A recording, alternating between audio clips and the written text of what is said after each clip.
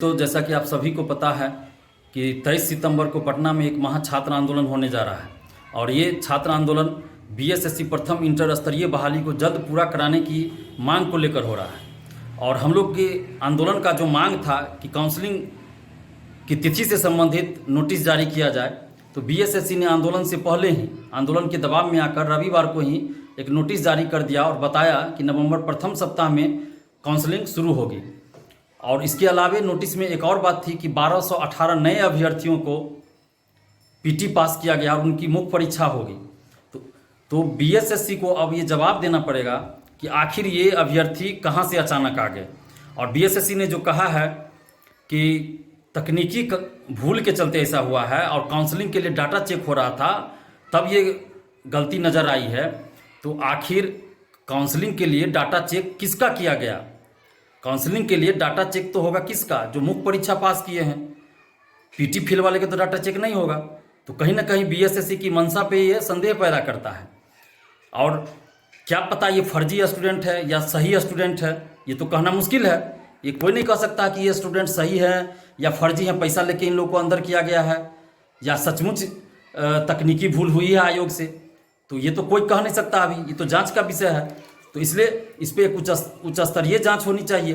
तो हम लोग का जो 23 सितंबर के आंदोलन का मुख्य मुद्दा रहेगा, मुख्य मांग रहेगा, वो ये रहेगा कि आप 1218 अभ्यर्थियों का आप मुख्य परीक्षा लीजिए, जो करना है कीजिए, लेकिन आप जो 50,000 से ज़्यादा परीक्षार्थी पहले से इसके लिए मानसिक रूप से तनावग्रस्त हैं, तो उनका आप काउंसलिंग करवाइए। सीट से 2 से 2.5 गुना ज़्यादा परीक्षार्थियों का आप काउंसलिंग स्टार्ट करवा दीजिए।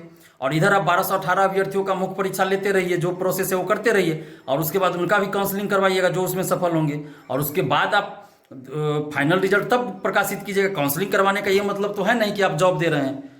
तो अभी आप जिन लोगों का मुख्य परीक्षा हो चुका है, टाइपिंग टेस्ट हो चुका है, फिजिकल हो चुका है, तो उन 50,000 से ज़्यादा अभ्यर्थियों को क्यों मानसिक रूप से प्रताड़ित किया जा रहा है?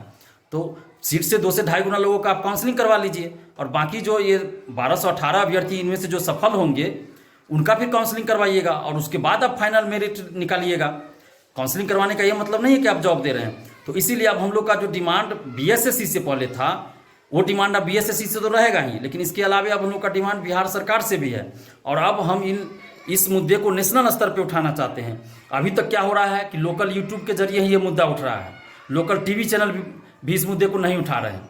तो इसीलिए अब हम लोग का मुद्दा है सबसे पहले कि इस मुद्दे को नेशनल चैनल पे कैसे उठाया जाए।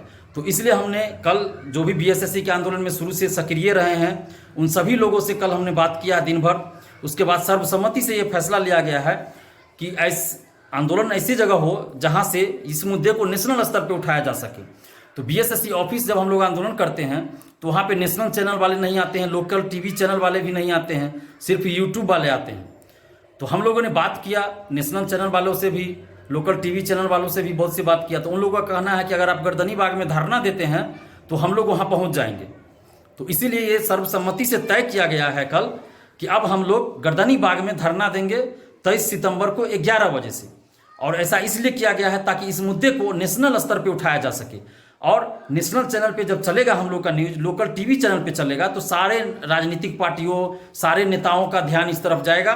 और हमारा पर्पस यही है कि सत्ता पक्ष हो या विपक्ष, सभी के तरफ, सभी का ध्यान इस तरफ जाना चाहिए और नेशनल स्तर पे इस मुद्दे को उठाया जाना चाहिए ताकि सरकार पे, आयोग पे दबाव बने और ये बहाली जल्द पूरा हो। क्योंकि अगर ऐसा नहीं होता है, नेशनल स्तर पर ये मुद्दा नहीं उठता है, तो फिर ये बहाली जल्द पूरा नहीं होगी। ये 2022 पता नहीं अंत तक चला जाएगा।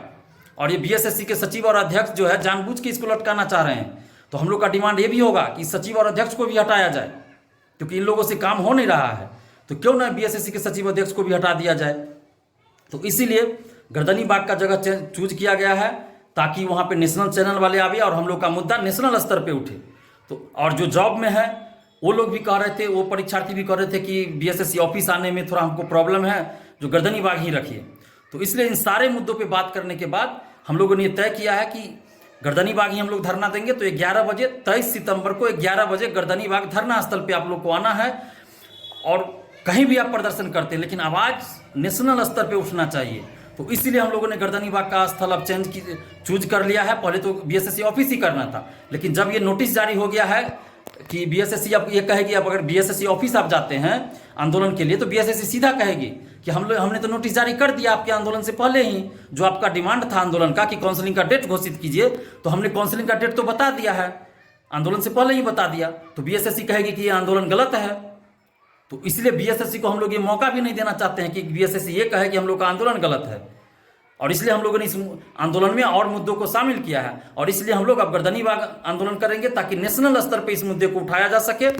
और आप तमाम परीक्षार्थियों से आग्रह करते हैं कि आप लोग डबल मास्क लगा के आएंगे, कोशिश कीजिए डबल मास्क लगा के आएँ और सोशल डिस्टेंसिंग का पालन करते रहें। सोशल डिस्टेंसिंग का पालन करना जरूरी है। और 23 सितंबर को गर्दनीबाग धरना स्थल पे 11 बजे तक पहुंच जाना है।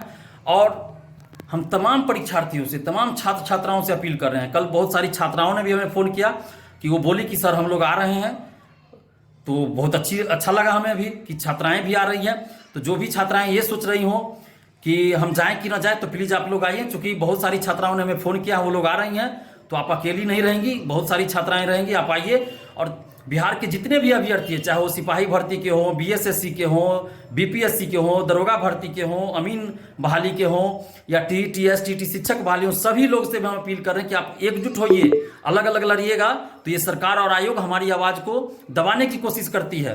तो इसलिए आप एकजुट होकर लड़ाई लड़ना पड़ेगा। और आप सभी से हम अपील कर रहे हैं कि 23 सितंबर को 11 बजे गर्दनीबाग धरना स्थल जरूर पहुंचिए, क्योंकि अब मिलकर हम लोगों को लड़ना होगा। और अगर किन्हीं को किसी तरह का समस्या हो आने में, वहाँ गर्दनीबाग पहुँचने में, या फिर कोई पूछताछ करनी हो, कोई भी जानकारी लेनी हो, तो आप हमें फ़ोन कर सकते हैं। मेरा मोबाइल नंबर है 7282005656। आप इस पर हमें बेहिचक फ़ोन कर सकते हैं।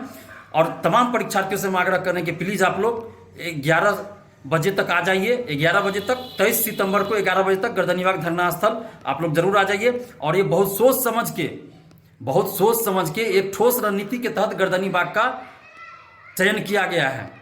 तो आप लोग इस पर थोड़ा सा सोचिएगा कि क्यों गर्दनीबाग रखा गया है। बहुत प्लानिंग के साथ गर्दनीबाग का जगह रखा गया है, और हम चाहते हैं कि इस मुद्दे को नेशनल स्तर पे उठाएं। तो आप लोग प्लीज़ गर्दनीबाग जरूर आइए। धन्यवाद। जय हिंद।